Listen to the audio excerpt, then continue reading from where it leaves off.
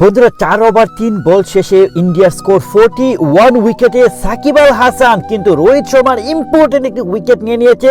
সাকিব কিন্তু ফাইনালি উইকেটে নিয়ে বাংলাদেশকে একটু প্রেসার থেকে বাঁচালো। যেভাবে আসলে একটি স্টার্ট দিয়েছে রোহিত শর্মা এবং বিরাট কোহলি, ব্রিলিয়ান্ট। বিরাট কোহলি কিন্তু 13 বলে 17 রান করে এখন ক্রিজে আছে। অন্যদিকে সাকিবের যে এই ঘূর্ণি জাদুতে পরাস্ত হতে বাধ্য হয়েছে ইন্ডিয়ার ক্যাপ্টেন রোহিত শর্মা। সাকিব আবারও জানানো দিয়েছে যে সাকিব আজকের ম্যাচে ব্রিলিয়ান্ট কিছু করবে। আমি বলেছিলাম Shakib player of the match হবে, যদিও একটু ইকোনমি হাই তার বোলিংয়ে সোফার, একটু প্রথম ওভার দ্বিতীয় ওভারে ওভারঅল ইকোনমি হাই হলেও আমার মনে হচ্ছে 4 ওভার শেষে গিয়ে সাকিব কিন্তু একটু মোটামুটি ব্যালেন্সে চলে আসবে এবং সাকিবের এই উইকেটটি আমাদের খুব দরকার ছিল। 4 ওভার 4 বলে 42 run.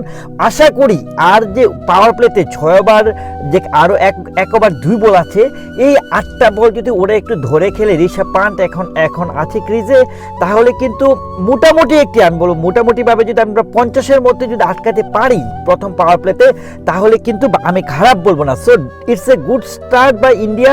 On the other hand, যেহেতু আমরা রোহিত শর্মা উইকেটটি নিয়েছি, আমি বলবো যে it's a good start by Bangladesh as well. Congratulation Shakib Al Hasan for the first wicket, এবং আমি আশা করব আবারও নতুন উইকেটে আমরা ফিরে আসবো নিজের ছন্দে এবং তাদের রানটাকে, ইন্ডিয়ার রানটাকে কমাতে বাধ্য করবো। Thank you so much.